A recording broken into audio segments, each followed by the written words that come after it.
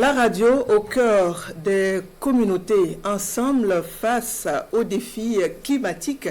C'est sous ce thème que Dakar abrite depuis hier le deuxième sommet des médias sur les changements climatiques et la réduction des risques de catastrophes.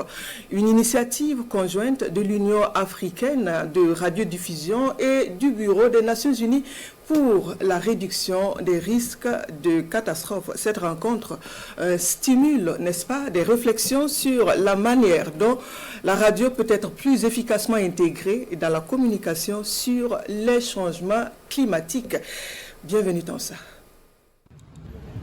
Après Nairobi en 2024, Dakar accueille la deuxième édition du sommet des médias sur les changements climatiques et la réduction des risques de catastrophes.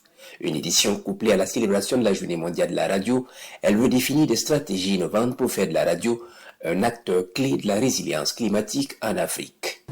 La sécheresse, les inondations, l'élévation du niveau de la mer et la désertification menacent notre sécurité alimentaire, nos économies et le tissu même de nos communautés.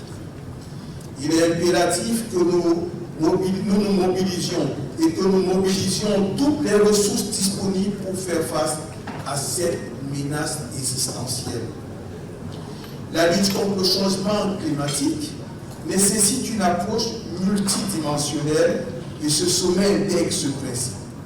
En rassemblant des voix et des expertises diverses, nous voulons élaborer des stratégies innovantes pour rendre la complexité de la science climatique plus accessible et plus concrète.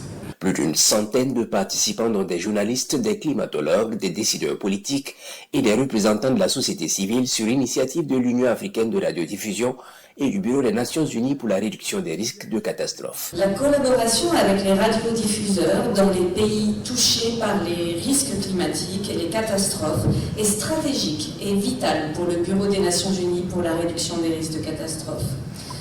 Si la réduction du risque est la responsabilité première des gouvernements, on ne peut pas y arriver sans une collaboration de tous les acteurs de la société.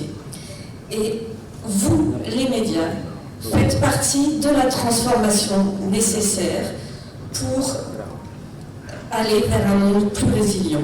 La radio constitue le moyen de communication le plus accessible et j'ajouterai et le plus résilient, capable d'atteindre des millions de personnes, y compris dans les zones les plus reculées.